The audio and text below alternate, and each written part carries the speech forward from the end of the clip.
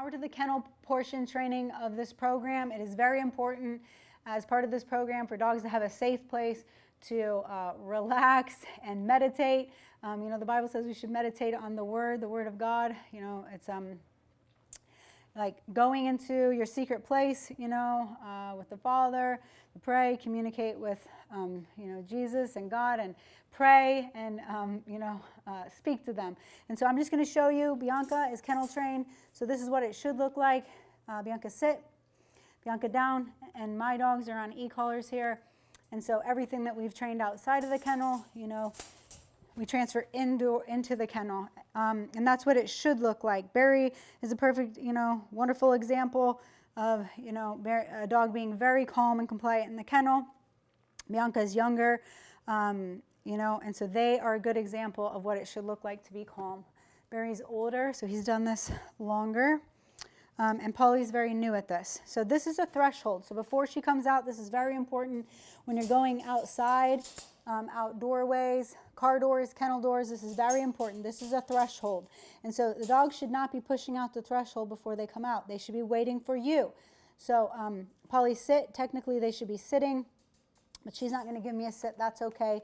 Well, there she goes. And so I'm just going to show you what it looks like when you're first, conditioning a dog to the kennel. And so the slip lead goes on, and technically you want them to be backed up. You don't want them coming out of the kennel before you tell them. And so I just gave her a little bit of spatial pressure there. I could also give her a kennel door. So Polly, come. We'll go over that more. When we are first starting kenneling training, it's okay to use treats. Again, you will phase out the treats. My dogs don't get treats every time they go in the kennel, but a lot of times they do. And so it's okay to start conditioning with that. Probably sit.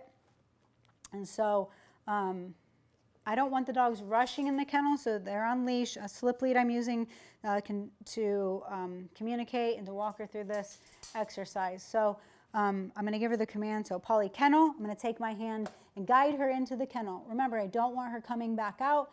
I can give her a treat as long as she stays in the kennel. We've patterned this so much outside of the kennel that we're now transferring it in the kennel, and she's understanding that. So Polly, come.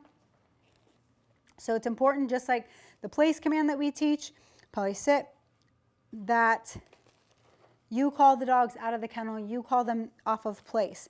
And so place command is a mental kennel, right? This is actual physical kennel. And so, but it's very, very important that dogs get conditioned to this when they first go into a home. And so a lot of dogs that are not kennel trained get themselves into a lot of trouble when they are tearing things up. They can't handle that amount of freedom, and so it's important to create a positive association with this. So Polly was left in a kennel quite a bit. Polly, kennel. And so she was nervous. Polly, sit. I'm giving her a little leash pressure up to be left in a kennel. So you'll notice I just gave her a little leash pressure up. I'm going to do it again and demonstrate putting the leash through the kennel bars. I like these kennels, the wire kennels, because they're open and the dogs don't feel so confined in them. So Polly, come. All right, and so I just need her to be patient right here. Polly, kennel, guiding her in. And then again, leash pressure up here. So if you need to, you can slip the leash through the top of the kennel to get a sit, okay? And then you would basically give the dog,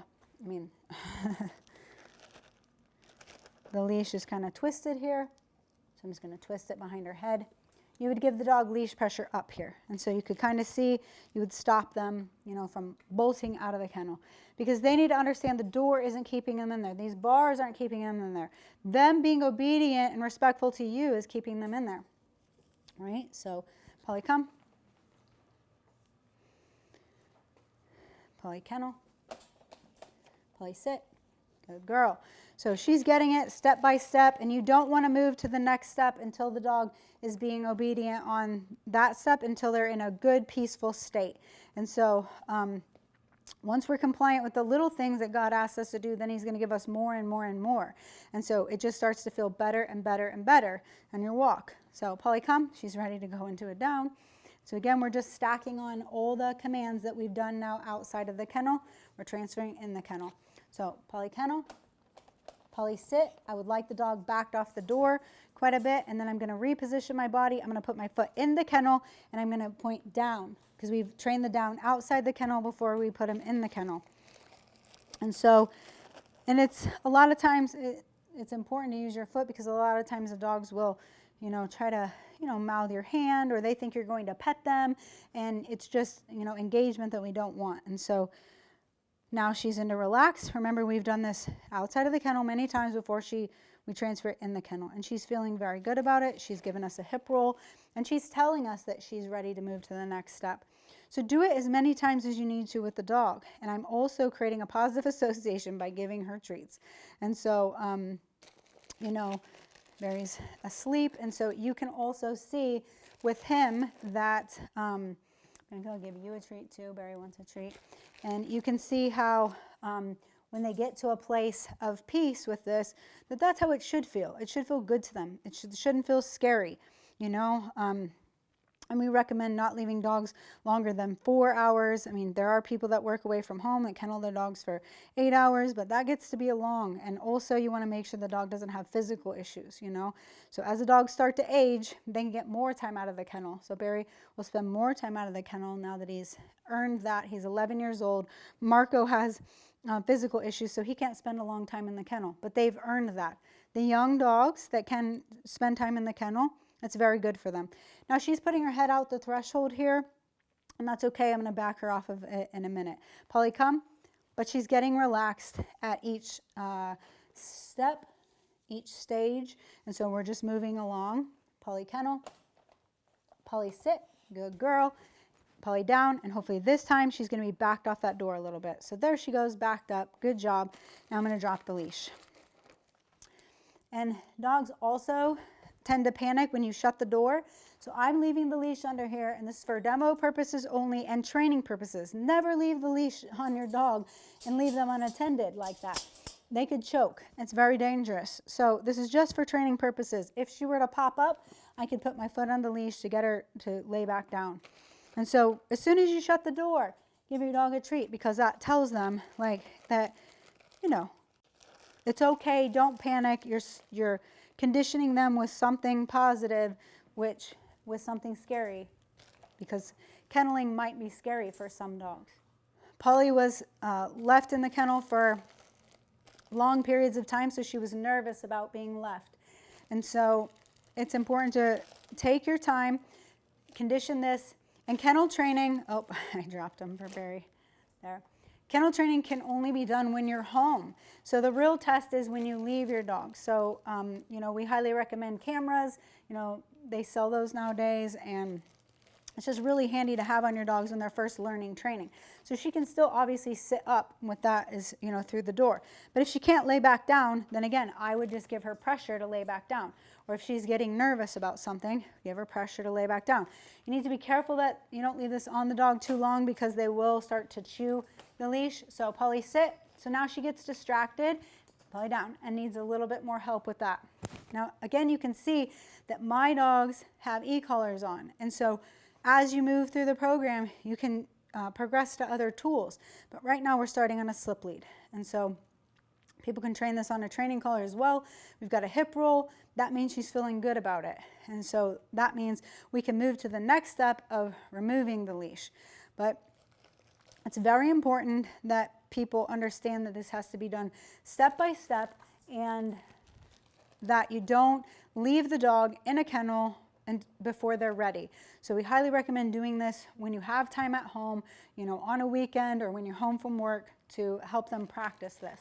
And so, and if you have other dogs that are kennel trained, it's very important that you use them as teacher dogs. And kenneling your dogs together is the best thing. When people separate their dogs, it's really can be hard on them. Or if one dog is left out, you know, and the other dogs will tend to be confused about why that dog gets freedom.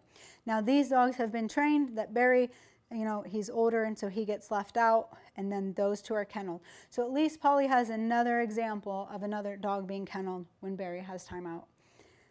Okay, so now we're going to remove the leash. She's doing wonderful, showing us that she's relaxed. And when I go to get her out, remember, she's not to be pushing this. And so she's waiting patiently, right? Because the door does not, no, Polly, stay. The door does not keep her in there, right? Her obedience to us, her, good girl, wanting to be compliant, that's what keeps her in there, not the door, because dogs break out of these kennels very easily, and they make, 20 gauge reinforced steel kennels. I have clients that have all kinds of kennels, but I've had dogs ripping teeth out of their head, breaking teeth to get out of kennels and a steel kennel. And so it's very important that you teach the dog how to deal with this, not just increase the size of the kennel or the power of the kennel. Now you can put zip ties on your kennel, you can put carabiners, you can put other things to help the dog not get out, because once the dog escapes, then they know a way out. And so, but you got to be careful because they can injure themselves.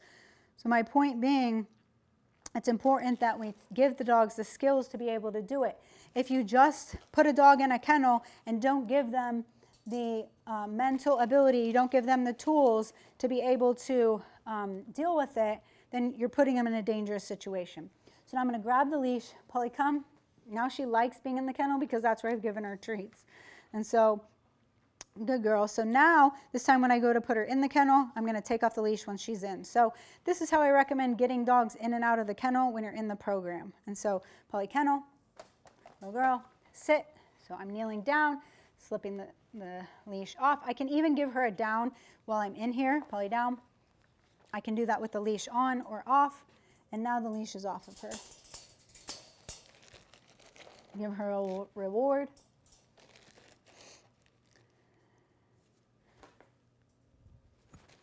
Barry doesn't want his treats anymore. So now, again, and if I was adding distractions just like we did on the place command, adding distance, duration, distraction, it might be helpful to keep the leash on in case she were to get up.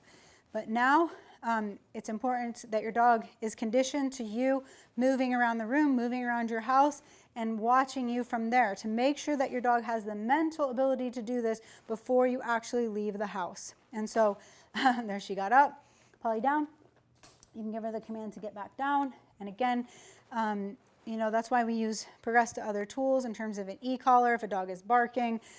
All this stuff will be available on our online store, but people do use bark collars, but those should only be used for a short amount of time and only in a kennel, because otherwise you're not getting to the root of the problem. We don't want to be chasing problems. We want to get to the root of the issue, which is their peaceful state, right? It's their mental, where is their mind at? Where's their heart at? What are they feeling? And so you've got to change the way they feel about the world in order to get the behavior that you want. And so kennel training is a very important part of life, and it's a very important part of this plan. So we highly encourage you to train your dogs in a kennel.